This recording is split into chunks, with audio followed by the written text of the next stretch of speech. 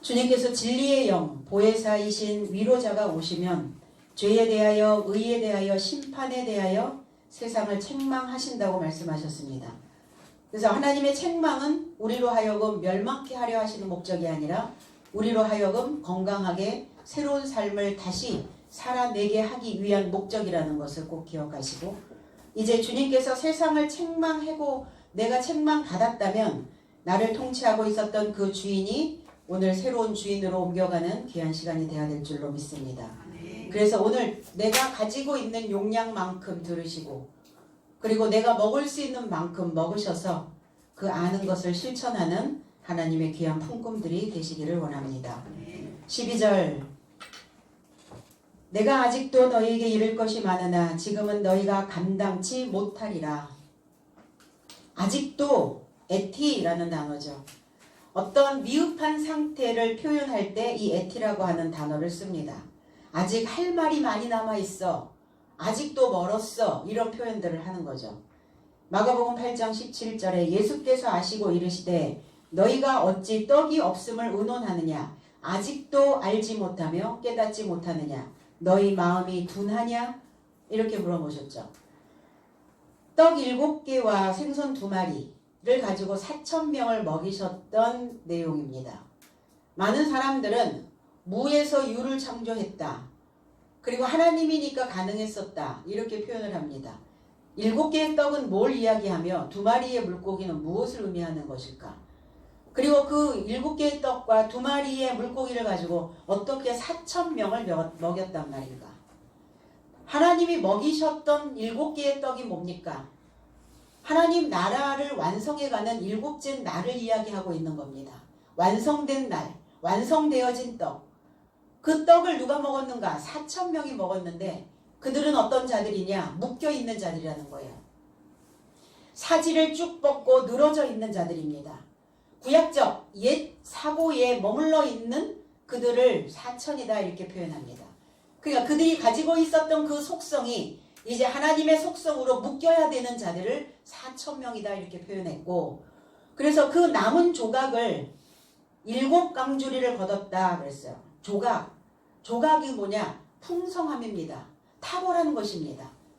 결국은 그리스도 예수께서 주셨던 그 7개의 떡은 무엇을 말씀하시느냐? 당신 자신이죠. 그리고 배우고 있는 제자들의 모습이기도 합니다. 그런데 제자들은 아직 그것이 무슨 떡인지, 어디서 떡을 내놓아야 하는지, 그리고 그 떡으로 어떻게 4,000명을 먹여야 되는지 바깥에 보이는 현상으로만 계속 이야기를 하고 있는 거예요. 2마리의 물고기는 이게 이크디온이라고 하는 단어입니다. 이 이크디온이라고 하는 단어에서 이크디스라고 하는 예수 그리스도는 하나님의 아들 구세주라는 그 초두의 그 단어들을 따서 예수 그리스도 데오스 히오스 소테르, 그래서 이것이 이크디스라고 하는 그 물고기를 이야기하고 있어요. 둘은 변합니다. 탈바꿈이에요. 완전 탈바꿈입니다. 번데기에서, 무덤에서 이제 그가 부활되어지는 이 의미를 이야기하고 있어요. 그래서 떡을 먹으면 어떻게 되는가? 떡을 먹으면 죽습니다. 떡 맡은 관원장, 술 맡은 관원장을 우리는 창세기에서 볼 수 있었죠. 요셉이 꿈을 해몽하면서 떡 맡은 관원장은 당신은 죽을 것이고, 술 맡은 관원장 당신의 그 관직이 복직되어질 것이다 라는 것을 예언했습니다. 그리스도 예수의 떡을 먹으면 우리는 왜 죽어야 하는가? 내 것은 죽어야죠. 그래야 새로운 떡이 내 안에 머무르게 된다는 겁니다. 그리스도 예수 자체가 떡이에요. 나는 하늘로서 온 산떡이다 이렇게 말씀하셨거든요. 나는 산교훈이다. 내 몸은 떡이요, 내 살은 떡이다 이렇게 표현을 하셨어요. 산교훈이요, 그리고 산누룩이라고 말씀하셨습니다. 살아있는 양식이죠. 그래서 제자를 데리고 달마누다로 이렇게 이제 떠나시는 그러한 상황을 보게 됩니다. 달마누다라고 하는 이 의미는 뭐냐면 물통이란 뜻이에요. 물통. 저와 여러분들이 달마누다예요. 물통을 가지고 있죠. 그래서 내 안에 담겨져 있는 물이 어떤 물이냐요. 고여 있으면 변질됩니다. 흘러야 변질되지 않아요. 흐른다는 것은 무엇을 이야기하고 있는가? 퍼내는 겁니다. 그래서 떡은 그냥 냉장 보관을 하거나 냉동 보관을 하거나 그 일시적인 것이죠. 영구하지가 않아요. 그러나 그 떡을 내가 먹고 소화가 되었다면 그것을 내놓을 때 그 떡은 영구해질 수 있다는 겁니다. 아직도 라고 하는 단, 이게 노예, 아직도 알지 못했다라는 것은 뭐냐, 노예오라는 단어인데 아직도 마음에 두지 않았느냐.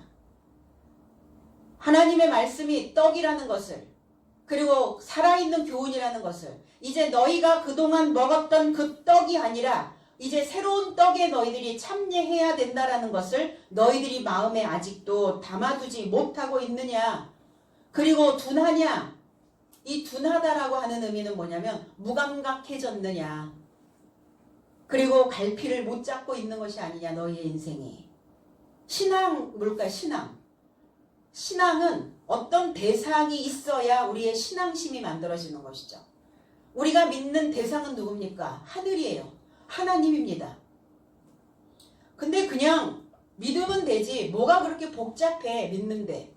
그냥 하나님이 계시다라고 생각하고 하나님을 믿는다라고 그냥 생각하고 느낌으로 가지고 있으면 되지, 뭘 그것을 밝혀내야 되고 그것을 본받아야 되고 그것의 어떤 실체를 내놓아야 하는가. 우리가 믿는 대상에 대한 그 실체를, 그 본체를 내가 내놓지 않으면 우리의 마음은 무감각해져 버린다는 겁니다. 둔해하게 되어진다는 거예요. 감각이 잃어버려지는 거예요. 그러니까 어떠한 교훈이 내 안에 들어와도 그 교훈이 내 마음 바탕에 꽂히지를 않는 거예요. 왜? 실체를 내가 발견하지 못했기 때문에. 그냥 어디엔가 있을 법한, 어디에 있는 듯한 그런 대상이다라고만 그렇게 생각을 하다 보면 우리의 신앙은 분명한 신앙 안에 참여하지 못하고 있다는 겁니다. 그리스도 예수가 떡으로 오셨고 그 떡을 먹은 저와 여러분들은 살아있는 떡이 되어져야 되는 겁니다. 저와 여러분들이 떡이에요. 그럼 어떤 떡이냐? 곰팡이 난 떡은 아무도 못 먹죠. 그래서 7날의 지식으로, 7날의 사도로, 7날의 직분자로 그렇게 광주리에 운반되어져야 된다는 겁니다. 어제에서 오늘 운반되셨죠? 어제 여전히 있나요? 우리의 마음이 감각을 잃어버리고 둔해져 버리고 무감각해져 버리면 어제의 날에서 오늘의 날로 운반되어지지 않는다는 겁니다. 신앙은 뭐냐? 운반입니다. 넘어가야 돼요.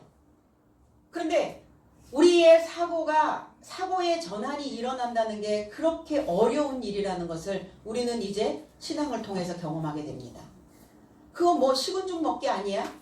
마음 먹기 달리지 않았어? 그러니까 그 마음을 먹는데 평생이 걸릴 수도 있고 그 마음을 먹는데 평생이 걸려서도 다 못다한 이생의 삶이 있을 수도 있다는 겁니다. 그러면 우리는 오늘 뭘 해야 되는가? 어제에 먹지 못했던 마음을 오늘 먹어줘야 된다는 겁니다. 그 마음이 무엇이냐? 그것이 교훈이요, 그것이 떡이라는 거예요. 그럼 마음의 떡이 살아있는지, 마음의 떡은 죽어있는 떡인지, 오늘 이 말씀을 통해서 저와 여러분들이 이해되어지는 시간 되기를 원합니다. 그러니까 아직 제자들의 삶이 미흡하다는 거예요. 그래서 지금은 너희들이 감당하지 못하리라. 감당이라고 하는 단어가 지다, 짊어지다라는 단어예요. 매다라는 단어예요.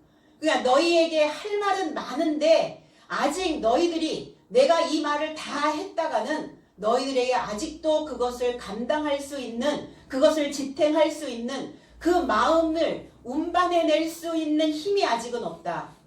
그러니까 내가 아직 할 말은 많은데 참고 있는 거야. 제자들에게 이렇게 말씀하고 계시거든요.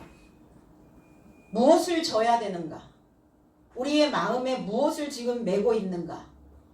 어떤 것을 내가 지금 내 삶에 감당하기 위하여 고군분투하고 있는가? 사도행전 3장 2절에 나면서부터 안진뱅이 된 자를 사람들이 메고 오니, 메었다, 지고 왔다, 짊어지고 왔다, 이렇게 얘기하고 있어요. 짊어지고 오니, 이게 바스타조라는 단어거든요. 이는 성전에 들어가는 사람들에게 구걸하기 위하여 날마다 미문이라는 성전 문에 두는 자라. 성전 미문에 앉아 있었던 앉은뱅이에 대한 말씀이죠. 이 앉은뱅이, 이 콜로스라고 하는 이 단어는 절름발이라는 단어예요. 절름발이 된 존재, 절름발이 된 장성한 자. 그러니까 장성한 자도 절름발이라는 겁니다. 어느 한때는, 어느 한 시점은 절름발이로 우리 모두가 다 있어줘야 돼요. 그럼 왜 절름발이로 있어야 되는가? 너희 발이 너를 실족하게 한다면, 너를 넘어지게 한다면 찍어버리라. 잘라버리라. 우리의 머릿속에, 우리의 생각 속에 우리의 지체가 있거든요. 그런데 우리의 생각의 발이 잘못된 길을 가고 있거나 잘못된 떡을 향하여 가고 있다면 그 한 발은 찍어버려야 된다는 거예요. 그러니까 그 한 발을 찍어버린 자는 절름발이에요. 너희가 그동안 가지고 있었던 그 모든 불필요한 요소들을 너희들이 가지고 있다면 그 생각으로 인하여 너희들은 음부의 지옥에 던져질 수밖에 없다. 그러니까 절름발이로 생명에 이르고자 들어감이 두 발을 가지고 꺼지지 않는 불의 지옥으로 던져지는 것보다 낫다, 이렇게 말씀하셨어요. 그러니까 다 절름발이죠, 어느 시점까지는. 그런데 이 절름발이가 성전 미문에 앉아 있었다는 거예요. 이 성전은 히에론이라고 하는 성전입니다. 히에론, 내가 거룩하게 되어져야 되는, 내가 씻음 받을 수 있는. 그런데 이 절름발이가 무엇을 구걸했단 말입니까? 자비를 구걸하고 있었어요. 자비를. 하나님의 자비를. 주여, 내가 절름발입니다. 난 불구입니다. 내가 구약적 사고에서 잘못된 생각을 찍어버리고 왔기 때문에 난 지금 절름발입니다. 미문이라고 하는 단어, 아름다운 문, 만발한 문, 열려있는 문입니다. 그런데 이 미문, 호라오라고 하는 이게 시간이라는 그 단어와 또 만납니다. 그러니까 미문이라고 하는 이 단어는 때에 속한, 시기 적절한, 어떤 시기가 적절한 때에 그 성전에 온 겁니다. 문이 열려있는, 내가 만개 되어져야 되는, 하나님의 자비를 받을 수 있는 그 시기 적절한 시간에 절름발이는 있었다는 거예요. 그런데 이 절름발이로 시작한 장정이 운반되어졌어요. 내가 절름발이라면 누가 나를 그 성전으로, 살아있는 떡이 있는 곳으로, 하나님의 그 거룩한 삶을, 자비를 베풀어 줄 수 있는 그 성전으로 나를 운반해 준단 말입니까? 내 생각입니다. 내 마음이에요. 내 마음이 나를 운반해내는 겁니다. 그러니까 우리는 기도할 때 하나님, 내가 절름발인데 내 삶을 성전으로 운반되어 줄 수 있도록 자비를 베풀어 달라고 기도해야 되는 것입니다. 그래서 발을 한쪽 잘라버린, 손을 한짝 잘라버린, 눈을 한짝 빼버린, 그게 다 불구자들이에요. 장애입니다. 죄인이에요. 병든 자들입니다. 그러니까 병든 삶에 그리스도 예수가 오신 이 이유가 무엇인가? 그들은 잘라버렸다는 거예요. 잘못된 생각을 찍어버렸다는 겁니다. 그럼 다 불구자가 있어야 되거든요. 그게 맞거든요.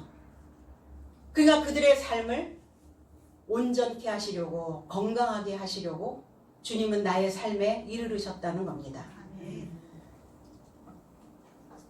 많은 사람들은 그 발로 어딘가를 갑니다. 길을 간다고 이야기를 해요. 그러면 저와 여러분들은 어떤 길을 가야 될까요? 마음으로 가는 길을 걸어가야 됩니다. 마음으로 가는 길. 그러면 그 마음으로 가는 길에 무엇이 있는가? 하나님이 계시죠. 그 마음은 하나님의 것이에요. 그래서 내 마음을 어찌 할 수가 없어. 내 마음인데 내가 나를 어떻게 안 돼? 내 마음을 내가 어떻게 안 다스려져? 그래서 내 마음의 주관자이신 그 주인에게 내 마음을 맡겨야 된다는 겁니다. 내 마음을 내가 잘 못 다스리잖아요. 내가 내 마음도 잘 모르겠잖아요. 내가 내 마음을 어디다 둬야 될지 갈 곳을 잃어버리게 만들기도 하잖아요. 그래서 마음으로 가는 그 길을 가게 해야 되는 것이죠.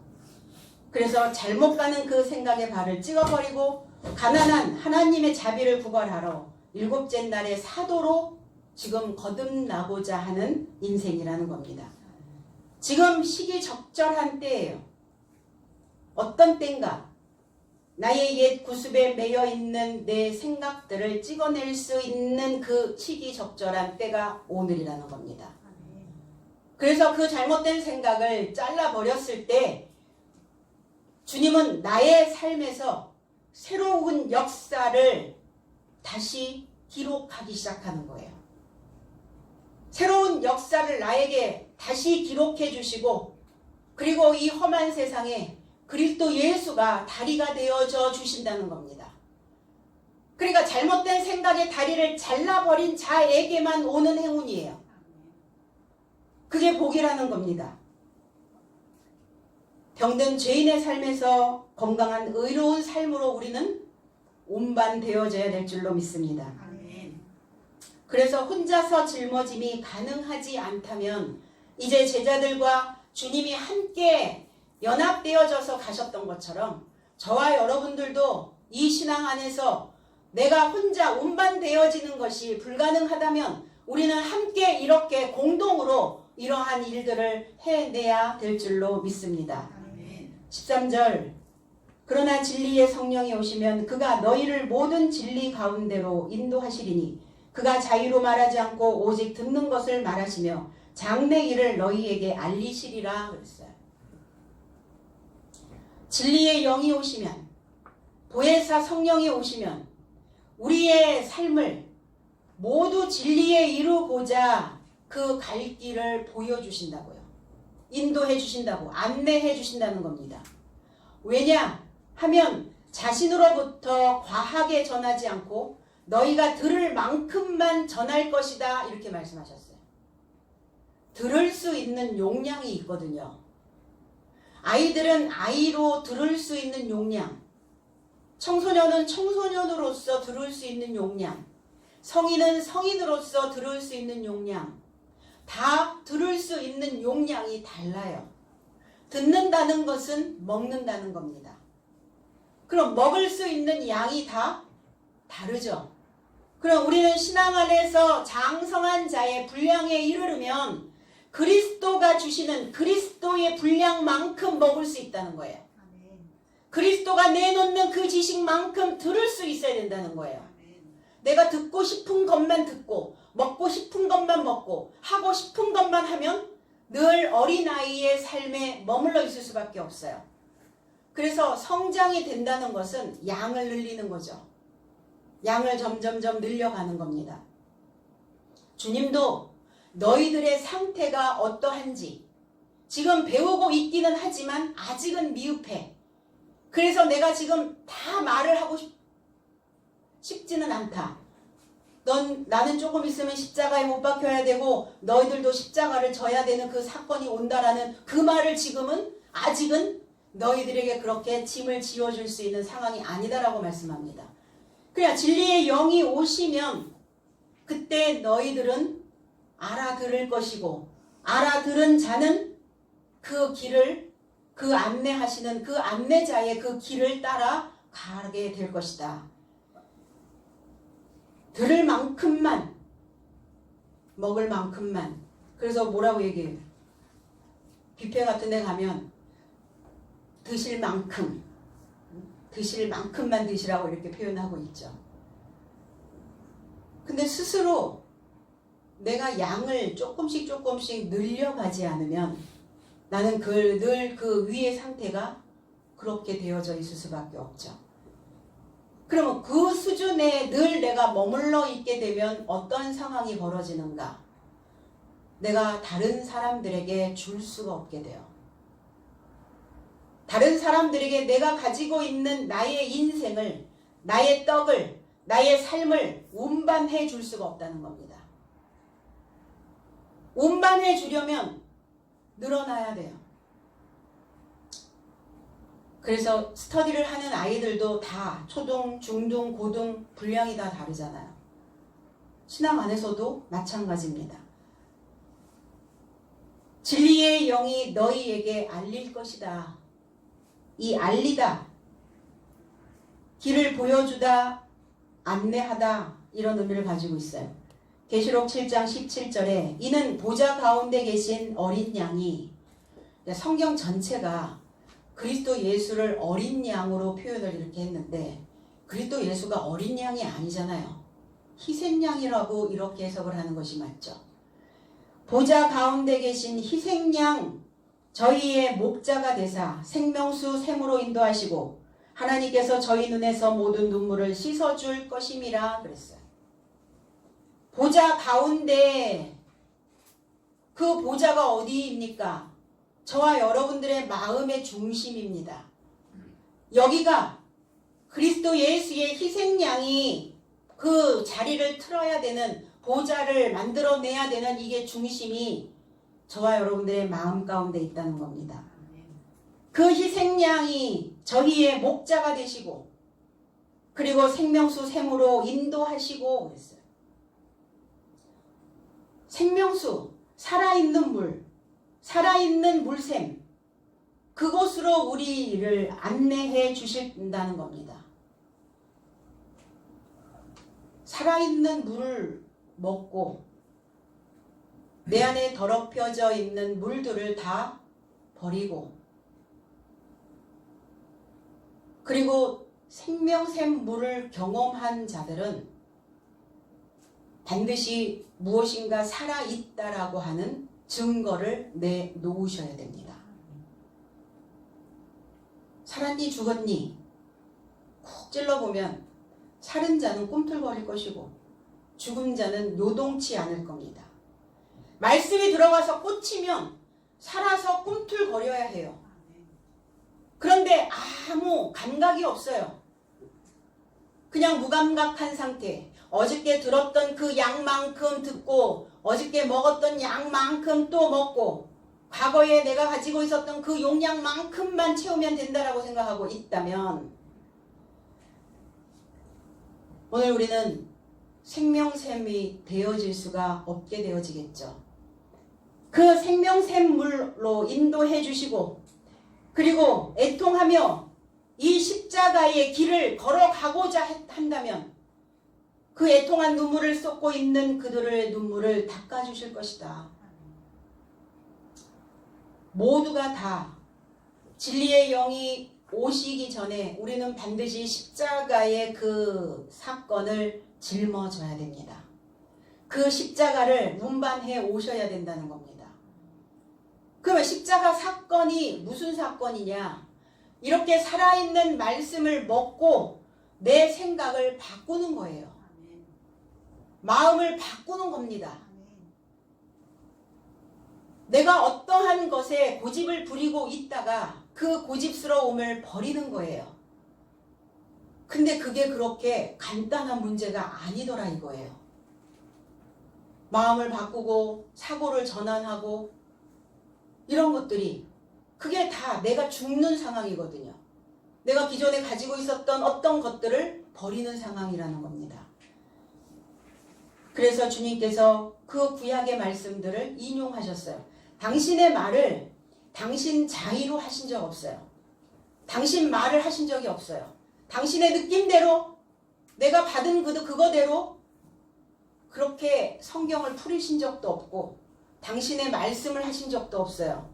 다 구약에 있는 말씀들을 다 인용구로 쓰셨고 그리고 인용구로 쓰시면서 그 내용이 어떤 내용이었는지에 대하여 제자들에게 가르치셨거든요.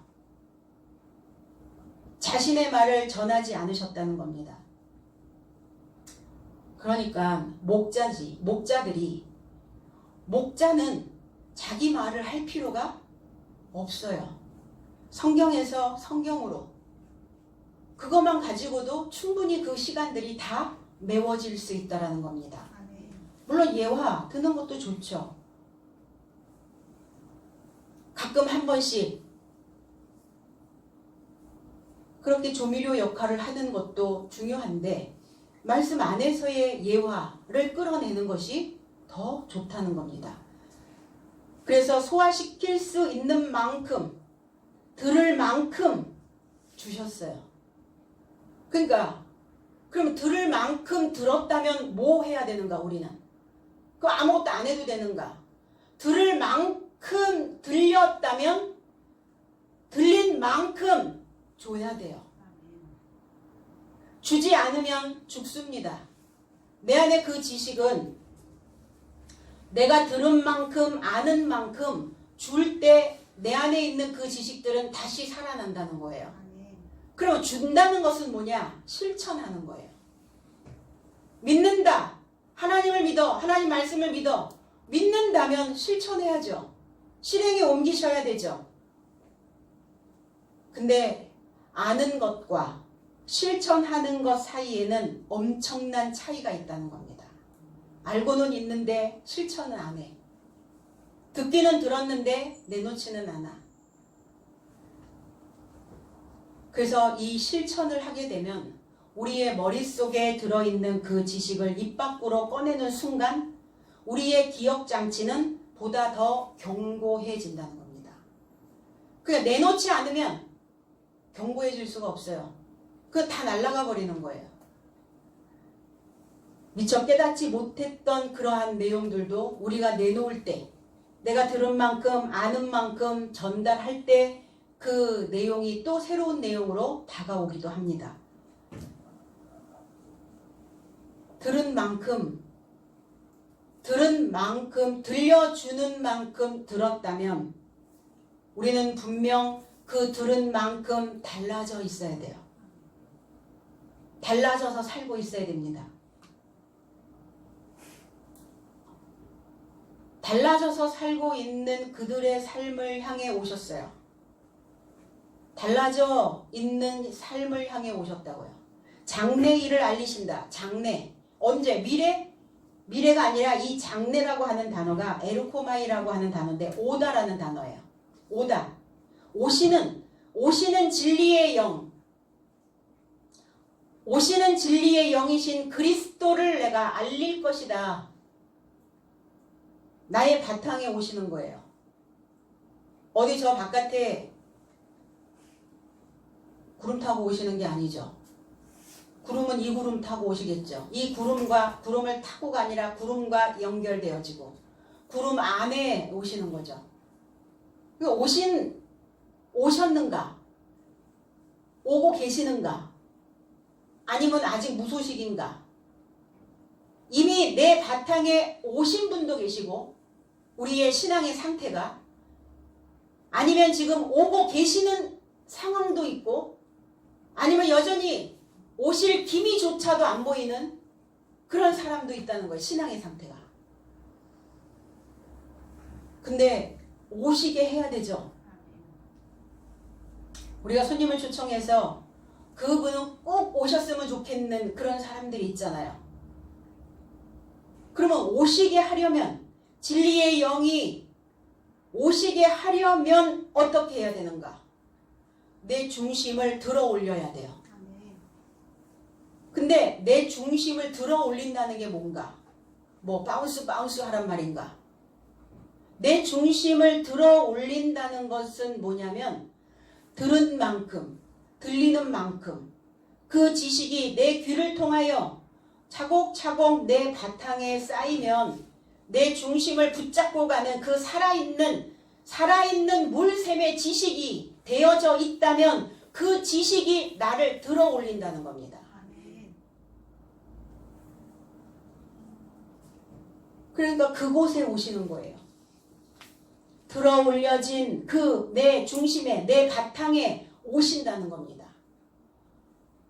그곳에 오셔서 그 지시하신 길을 걸어가게 하시는 것이죠.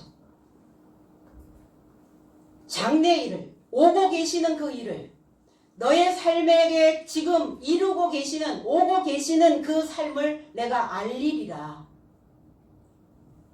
보고한다는 거예요. 진리의 영이 지금 너의 바탕에 그리스도 예수께서 진리의 영이, 위로자의 영이 오셨어. 아니면 오고 계셔.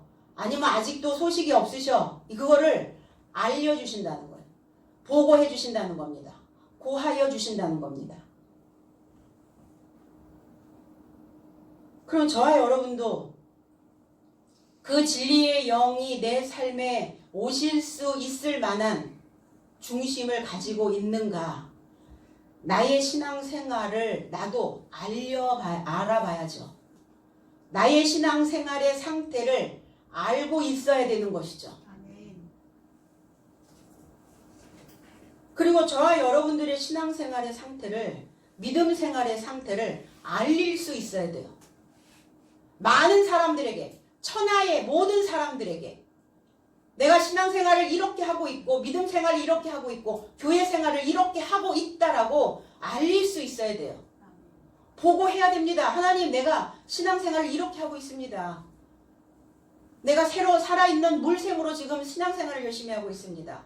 제자로서 열심히 지금 하나님의 말씀 안에서 사도로서 그 사명을 감당하기 위하여 지금 내가 이렇게 가고 있습니다. 알리셔야 된다고요. 보고하셔야 됩니다. 아니면 내 마음이 너무나 쭈그러져서 그냥 숨죽여 있지는 아니한가. 내가 나의 믿음의 상태를 만민에게 보고하려면 당당하셔야 돼요. 가슴이 펴지셔야 됩니다. 나의 믿음을 보고할 수, 알릴 수 없게 되어진다면 하나도 구원하지 못합니다. 내가 내 삶을 통해서 많은 인생들, 허우적거리는 그 인생들, 갈 길을 알지 못하는 또 절름발이의 인생에 있는 그 인생들, 뭔가 부족하여 결핍되어져 채워지지 않아서 허우적거리는 그 인생들에게 내 신앙은, 나의 믿음은 이렇다라고 알리고 홍보하고 광고하여 그들의 삶을 건져내 줄 수 있어야 되는데, 내가 내 삶을 알리지 못하고 있다면 그들의 삶을 건져내기는커녕 내 인생조차도, 내 마음 하나조차도 온전하게 들어 올리지 못하게 되어진다는 겁니다. 좀 생각해 봐야죠. 나는 내 상태를, 내가 지금 하나님을 믿고 있다라고 하는 신앙 상태를 하나님께 보고해도 되는가? 그리고 다른 사람들 보기에도, 내 주변에 있는 측근들을, 나를 보기에도 나는 내 인생, 내 이 신앙생활을 모든 사람들이 다 광고로 보아도 괜찮은가? 이대로 좋은가? 생각해 보셔야 된다는 겁니다. 그래서 내 스스로의 내 삶이 많은 사람들에게 그 홍보 효과를 가져다 주려면 뭐 하셔야 돼요? 실체가 되어져야 된다는 거예요. 실체가 되어진다는 것은 뭐냐? 아버지와 그리스도와 내가 연합되어져 있는 겁니다.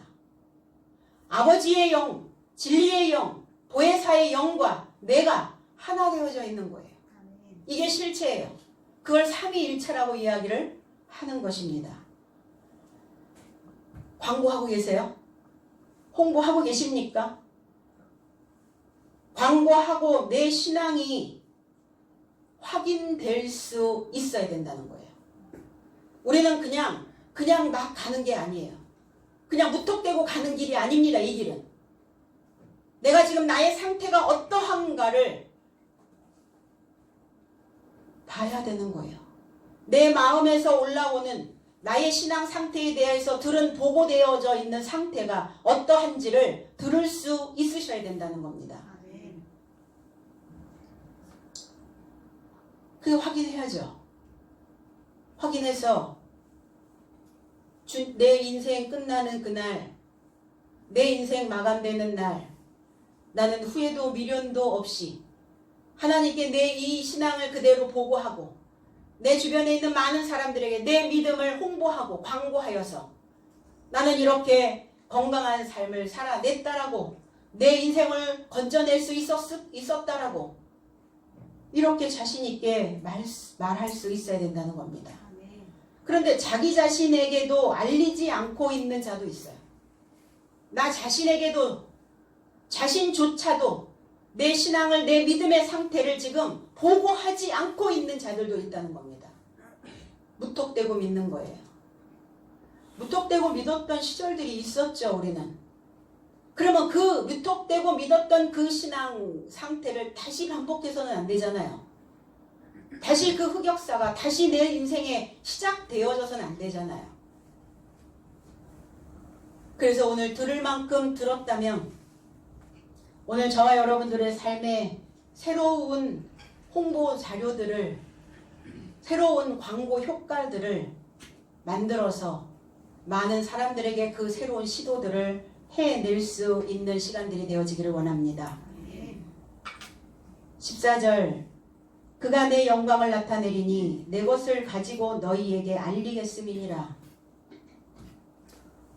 아버지께 영광, 하나님을 영화롭게 하려면, 하나님을 영화롭게 하려면 내가 영화로워져야죠.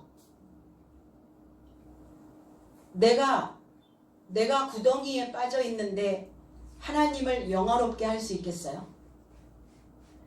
내가 나의 삶을, 나의 이 믿음을 광고해내지 않고 있는데 하나님을 영화롭게 할 수 있겠어요? 내 믿음이, 내 삶이 건강한 삶으로 장성한 자가 되어져 있지 못하는데 하나님을 어떻게 영화롭게 할 수 있겠냐고요. 입으로만요? 입으로 하는 건 받지 않으신다고요. 너의 중심이, 너의 마음 상태가 어떠한지를 보고 너의 마음을 열어서 많은 사람들에게 그 채널로 광고를 할 수 있을 정도의 그 자신만만한 믿음이 있다면 하나님을 영화롭게 하는 겁니다. 그래서 하나님을 영화롭게 하는 자는 그리스도의 지혜를 쟁취하고, 이 지혜는 그냥 받아 먹는 게 아니에요. 이 신앙은 그냥 시간 맞춰서 예배에 참석하면 되는 게 아닙니다. 쟁취입니다. 쟁취는 뭐예요? 투쟁입니다. 싸워서 내가 가지고 있어야 되는 것들을 내가 가지고 오는 겁니다. 싸워서 승리해야 그 전시물들을 내가 가지고 올 수가 있어요. 필요한 지식을 내가 가지고 올 수 있다는 겁니다. 그래서 이 지혜를 쟁취하고 나의 삶을 통해서 그리스도 예수가, 아버지가 홍보되어져야 돼요. 홍보하고 계신가요? 나의 삶의 아버지는 이런 분이라고 홍보하시는가? 그리고 나처럼 믿으라고, 그리고 나처럼 배우라고, 그리고 나처럼 살아가면 된다고. 이것들이 다, 이러한 모든 요소들이 내 삶에 홍보가 되어졌을 때 아버지는 영화로워지시는 겁니다. 아버지를 영화롭게 하기 위하여 우리는 그 무거움을, 그 중요한 임무를, 그 중임을 감당하셔야 되는 것이죠. 그래서 아는 것과 그 실천의 틈을 메우려면 아는 만큼 실천해야죠. 그럼 아는 것과 그 실천의 그 틈을 메우려면 알려야 해요. 홍보해야 합니다. 광고하셔야 돼요.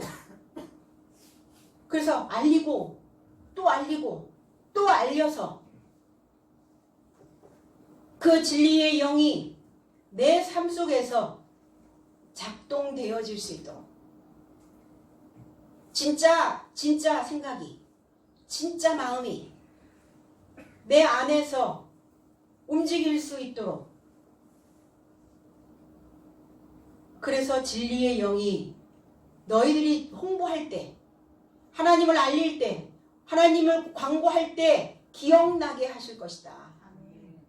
언제 내가 이런 걸 알았지? 우리 전하다 보면 그러지 않나요? 내 안에 이러한 지식이 있었구나. 내가 이런 말을 할 수 있다니. 그 스스로도 놀라는 거죠. 주님의 영광과 그 종기와 그 능력을 쟁취하여 가만히 있으면 얻어지는 게 아닙니다. 그것을 쟁취하여, 그러면 쟁취한 자는 어떻게 되는가? 창조되어진다는 겁니다. 창조되고, 그리고 내가 늘 새롭게 창조되어지고 있음을 알리는 거예요. 아니, 맨날 그런 생각, 또 그런 생각, 항상 그런 생각, 언제나 그렇고, 이게 아니라 어떻게 그렇게 새로운 생각을, 어떻게 그러한 새로운 마음을, 새로운 행동을 할 수가 있었을까? 그래서 날마다 우리는 창조되어지는, 우리의 속은 날마다 새로워져야 된다는 겁니다. 하나님의 영광은 어디에 두었나? 무지개 속에 두셨어요. 하나님의 영광은 무지개의 그 모양으로 보여집니다. 구름 안에 그 무지개를 주셨어요. 노아의 홍수 사건이 끝나고 난 후에 다시는 내가 물로 인생들의 그 육체를 멸하지 않을 것이다. 그리고 그 언약으로 무지개를 보여주셨죠. 7색깔 무지개. 그 무지개는 무엇이냐?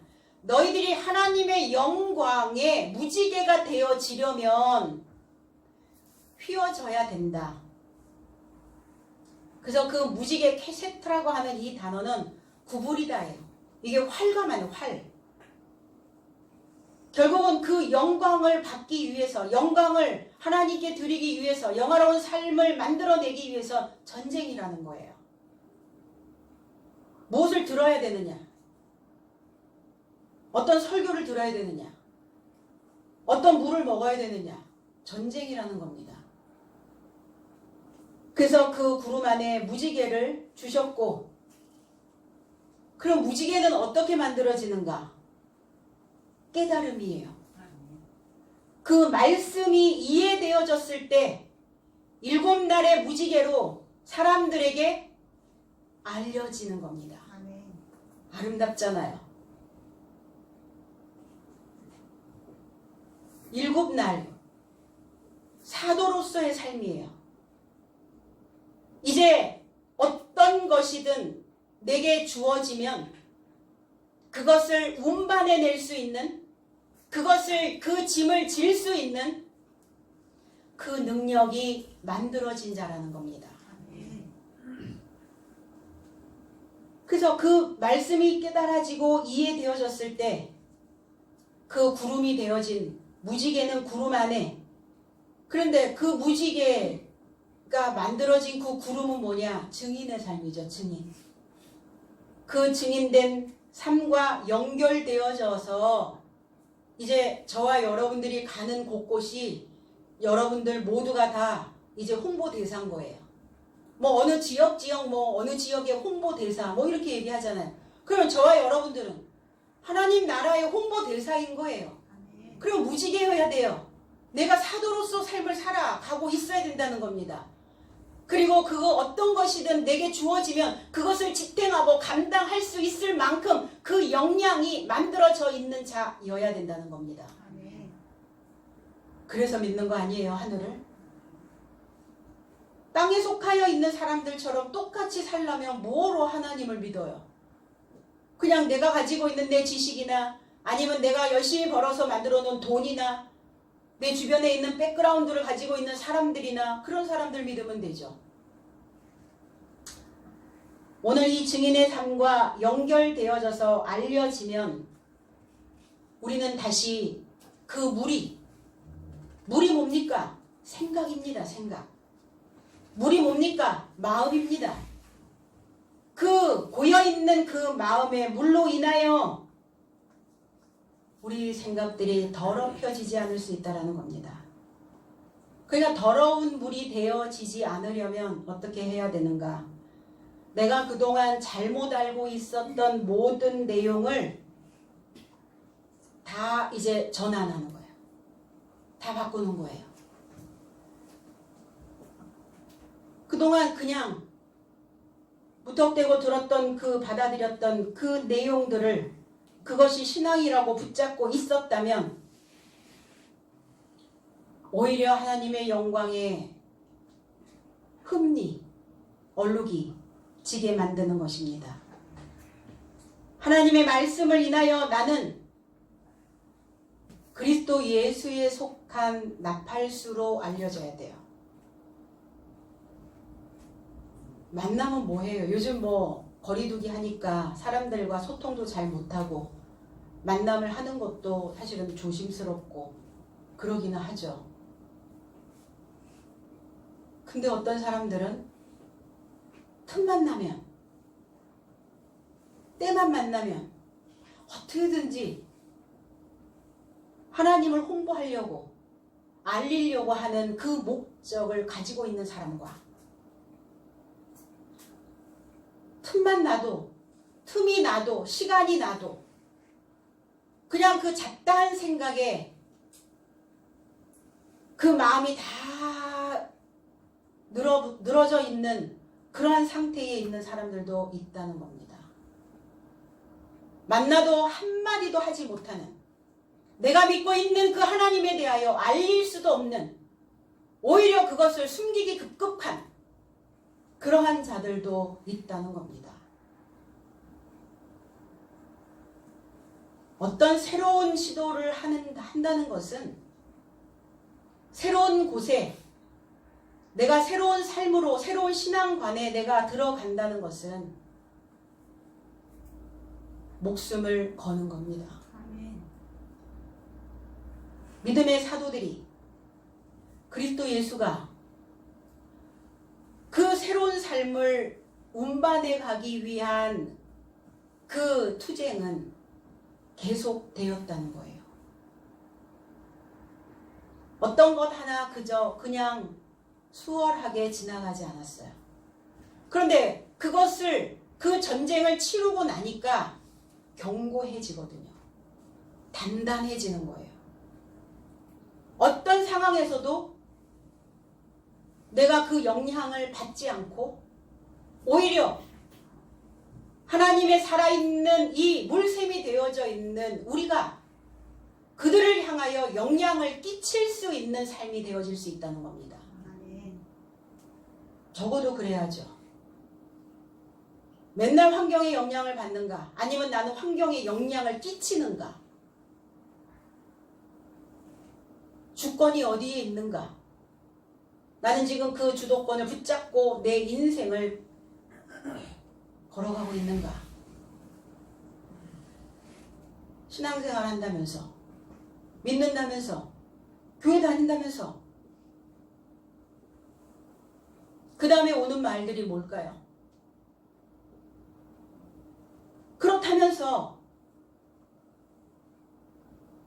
그러면 나는 내 삶에 어떤 것을 어디에 소속되어져 있는 그 소속들을 분명히 밝히시고 이제 우리의 꼭 다물렸던 그 입들이 좀 열려서 무지개의 역할을 많은 사람들에게 그 안식의 그 삶을, 쉼의 그 삶을 여러분들의 삶이 내놓을 수 있도록 말해줄 수 있도록. 그런데 그 구름이 물 없는 구름도 있다는 거예요. 구름은 물을 가지고 있어야 돼요. 살아있는 물을 머금고 있어야 됩니다. 그래서 만나면 사람들에게 이 물을, 살아있는 물을 주고자 하는 그 열망이 늘 가슴이 뛰어야 되는 거예요. 아멘. 왜 이렇게 지루하지?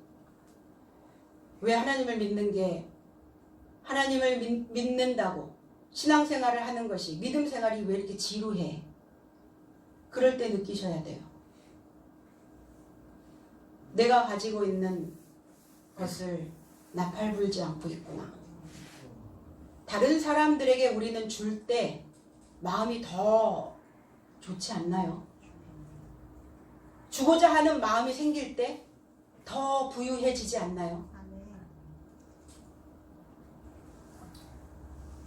4,000명을 먹이시고 일곱의 풍성한 온전한 그 지식을 그 광주리에 운반하시는 것처럼 저와 여러분들이 7날이 되어주셔서 온전한 지식을 저와 여러분들의 그 속에 담아서 저와 여러분들이 그 떡을 담은 탁월한 그 광주리들이 다 되어주셔야 됩니다. 아멘. 그래서 사도 바울이 위험에 처하여 있을 때 그 광주리를 타고 운반되어졌던 것처럼 많은 사람들은 자기 스스로 위험에 처하여 있는 인생을 살아가고 있습니다. 믿음 안에 있지만 어떤 대상을 이름은 하나님이죠. 그런데 그 이름의 속성이 무엇인지를 깨닫지 못하고 이해하지 못하고 그저 그냥 무작정 그 길을 걸어가는 많은 사람들이 있다는 겁니다. 그들을 향하여 하나님의 그 영광의 광채를 저와 여러분들이 비춰줘야 될 줄로 믿습니다. 아멘. 15절 무릇 아버지께 있는 것은 다 내 것이라 그러므로 내가 말하기를 그가 내 것을 가지고 너희에게 알리리라 하였노라 그랬어요. 아버지가 가지고 있는 것 그것은 또 주님의 것이고 주님이 가지고 계신 그것 또한 저와 여러분들의 것이 되어져야 되는 겁니다. 하나님의 것을 나에게 알려주시는 거예요. 그러니까 결국은 그리스도가 오셔서 아버지의 것을 알려주시는 거예요. 그럼 아버지께 뭐였습니까? 성경이죠, 성경. 말씀이 하나님이시라고요. 근데 우리가 지금 듣는 이 설교를 듣는 이 상황은 이 말씀에 씨가 뿌려지는 상황이에요. 이 씨가 내 속에 들어와서 내 중심을 붙잡고 그리고 어떤 상황이든 내가 감당할 수 있는 능력이 만들어지고 하나님을 영화롭게 할 수 있는 그 믿음을 많은 사람들에게 홍보할 수 있었을 때 그때 비로소 저와 여러분들의 삶이 하나님의 그 말씀으로 빛날 수 있다는 겁니다. 그래서 아버지의 것을 저와 여러분들에게 또 주시는 겁니다. 말씀 66권이 하나님의 것이에요. 그런데 지금 씨를 뿌렸다고 해서 하나님이 결실되어지진 않죠. 부지런히 그 말씀을 먹고 되새기고 알리고 이 상황을 계속 반복적으로 하셔야 그래야 열매되어질 수 있다는 거예요. 그래야 그리스도 예수가 내 삶에 결실되어질 수 있다는 겁니다. 무엇을 알려주시는가? 아버지의 것, 말씀 66권. 그 속에 담겨져 있는 비밀을 다 알려주시러 그 속에 담겨져 있는 그 모든 것들을 폭로하러 오신 것이죠. 그리스도 예수께서. 그럼 알려주실 때 우리는 무엇을 해야 되는가? 하늘 문을 열어야죠. 하늘 안에 열려진 문을 통해서 들려온다는 겁니다. 문이 닫히면 다 닫아져요. 마음의 문이 닫히잖아요. 보는 것도 시큰둥하고 듣는 것도 시큰둥해지고 입을 열어서 말하는 것도 시큰둥해지고 다 시큰둥해져 버리는 거예요. 다 시들어 버렸단 말이에요. 시큰둥해진 거는 파릇파릇하지 않고 뭔가 새로운 것들이 쑥쑥 올라와야 되는데 다 늘어져 버렸단 말이에요. 다 늘어져 버렸어요. 내 속에 하늘문이죠. 생각의 문입니다. 마음의 문이에요. 그 문이 열려야 알려주신다고. 알려주셔도 문을 닫으면 들을 수가 없으니까 이해하지 못하게 되는 거예요. 그럼 하늘 문을 어떻게 연단 말인가? 앉아있으면 열리는가? 자동적으로 시간이 되면은 자동으로 열립니까? 그 문은? 그렇지 않아요. 듣는 메시지를 받아들이는 거예요. 그리고 내가 내 상태, 내 마음에 있는 상태를 그냥 인정하는 거예요. 주님, 내가 그렇습니다. 내가 나의 신앙을, 내 믿음 생활을 너무 시큰둥하게 많은 사람들에게 알리지도 못하고 홍보도 못하고 살았습니다. 받아들이면 돼요. 받아들이면 마음이 열려요. 그걸 우리는 하늘문이라고 말합니다. 그래서 부정의 문을 막아주는, 내 안에 그 하늘의 문을 열을 수 있는 사람도 있고 하늘의 문을 열지 못하게 막는 사람들도 있어요. 뭐 때문에 그런가? 물이 꽉 차잖아요. 문이 안 열려요. 바깥에 물이 꽉 차잖아요. 문을 열 수가 없어요. 그러니까 내 안에 더러운 물이 꽉 차서 문을 열지 못하도록, 그 더러운 물이 들어오지 않도록, 스며들지 않도록 막으셔야 돼요. 노아 방주 때 역청, 사도 요한은 송진, 반모 섬에 가서 반모라고 하는 단어가 그게 바로 송진이라는 단어예요. 그러면 더러운 물이 어디서 스며듭니까? 생각에서 또 스며들잖아요.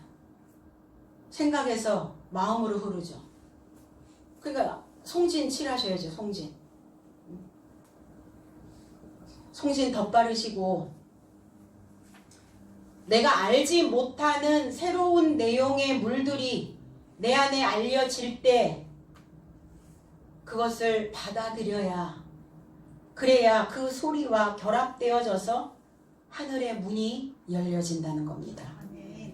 사도행전 14장 27절에 이르러 교회를 모아 하나님이 함께 행하신 모든 일과 이방인들에게 믿음의 문을 여신 것을 고하고 제자들과 함께 오래 있으니라 그랬어요. 바울과 바나바가 루스드라에서 아버지를 전할 때 있었던 일이죠. 아버지를 알고자 하는 자들, 이방인들, 왜 이방의 빛이 되게 하셨는가?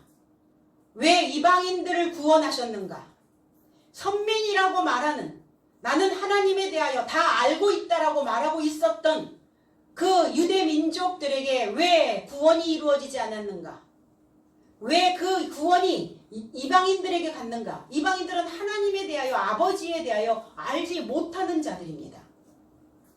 근데 이방인도 두 종류죠. 아버지를 알지 못하니까 아버지를 알고자 하는 자들이 있고, 아버지를 알지 못하니까 아예 그냥 알려고도 하지 않는 자들이 있고, 또 한 무리는 나는 아버지에 대하여, 하나님에 대하여 너무나 많이 알고 있다라고 말하는 자들이 있어요. 알고 있다고 말하지 말라고요. 주님께서 오셔서 안다 하지 마라, 본다 하지 마라. 우리는 하나님에 대하여 다 알지 못합니다. 우리는 하나님에 대하여 알아가고 있는 거예요. 그렇게 말해야 된다는 거예요. 아버지를 전할 때 아버지를 알고자 하는 이방인들에게 믿음의 문을 여신 사건입니다. 믿음의 문은 내 사고가 열려야 되는 거죠. 아버지께서 나의 가는 그 길에 나와 동행해 주신다는 그 마음이 있는가? 어떤 힘든, 어떤 환난의 그 길을 내가 걸어간다 할지라도 주님의 안내자로 내 갈 길을 밝히 보여주실 수 있다라는 그 믿음이 우리에게 있어지는가? 하나님께서 나와 동행해 주신다는 그 은혜를 우리는 깨달아야 될 줄로 믿습니다. 시작입니다. 2월의 첫 주. 이제 오늘부터 복음의 돛을 펼치시고, 그리고 아버지를 알릴, 아버지를 광고할 수 있는 이제 출항을 시작하여 보시기를 바랍니다. 하나님의 선교지인 나의 삶의 선교 여행을 위한 재충전을 오늘 하시고, 그리고 나의 선교지의 모든 환경, 그리고 모든 활동, 내가 지금 어떻게 선교 활동을 하고 있는지 그 모든 상황들을 오늘 하나님께 보고하시는 선교사로 이 말씀을 내 삶에 잘 적용하여 지혜를 얻는 귀한 이 한날이 되어야 될 줄로 믿습니다. 아멘. 저와 여러분들이 선교지요. 이 선교지에 여행을 가는 이 삶을 아버지께 잘 알려드리고 그리고 그 선교지를 선교하여 내는 선교사로 아버지 앞에 우리의 모든 삶을 다 그 축복된 삶으로 은혜의 삶으로 능력의 삶으로 하나님을 영화롭게 하는 삶으로 저와 여러분들이 쓰임 받기를 주님의 이름으로 축복합니다. 아멘. 기도하겠습니다.